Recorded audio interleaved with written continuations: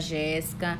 Nós vamos dar continuidade aos nossos assuntos, agora no nosso terceiro bimestre, no livro 3.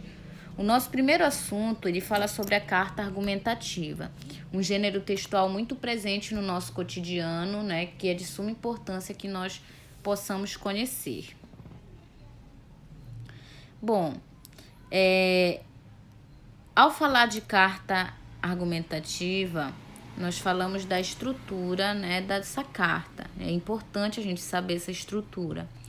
Ela possui uma tipologia dissertativa. Por quê? Porque ela apresenta a tríade: introdução, desenvolvimento e conclusão, que são as três partes lá principais dos nossos textos. No primeiro parágrafo, apresenta-se ao leitor o ponto de vista a ser defendido, que é a introdução. Nos 2 ou 3 subsequentes, nós teremos os argumentos que vão sustentar o ponto de vista de vocês. E no último, deve reforçar o seu ponto de vista, apresentar uma ou mais propostas, que é a nossa conclusão. A gente vai estudar direitinho aí como é essa estrutura. Ao contrário do que pensam, não há segredo algum na elaboração da carta. Aliás, ela é, segundo alguns, bem mais simples que a dissertação tradicional.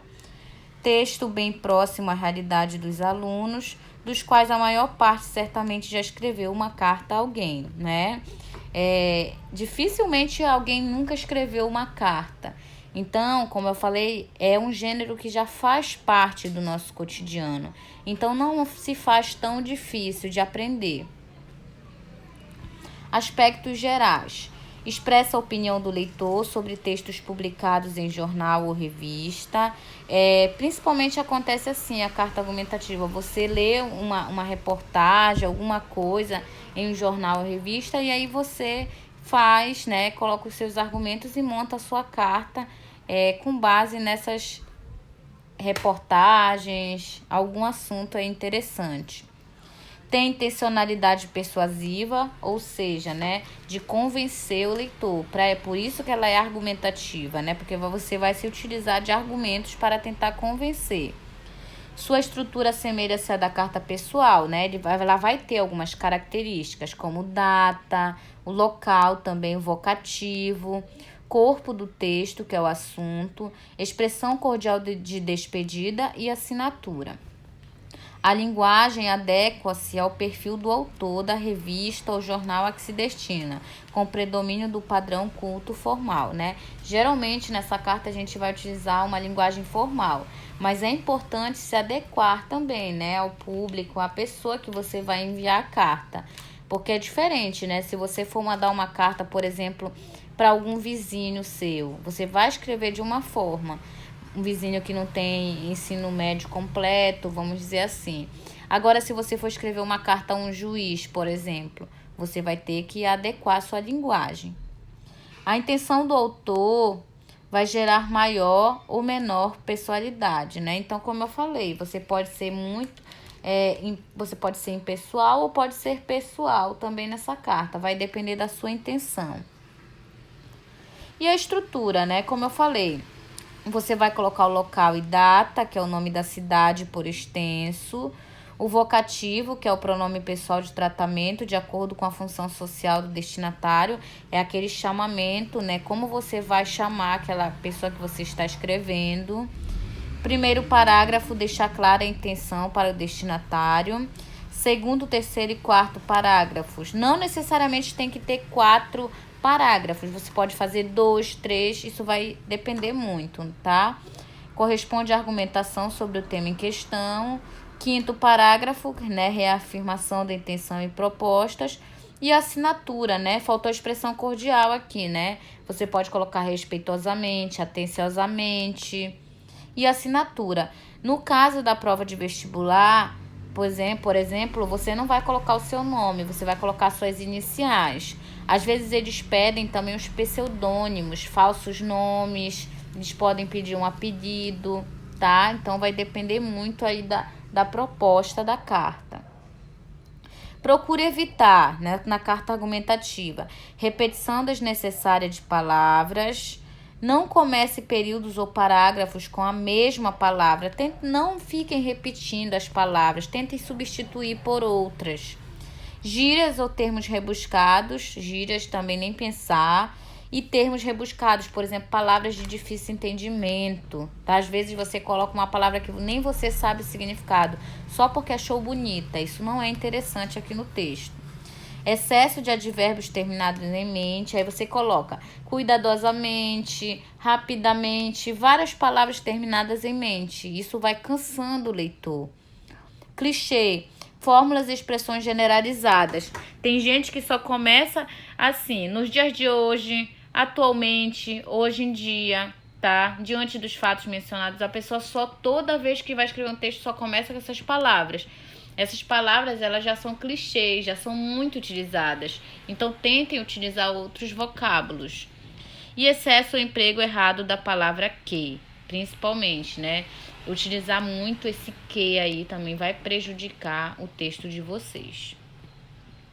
Modelo de carta argumentativa. Eu trouxe aqui para vocês perceberem, tá?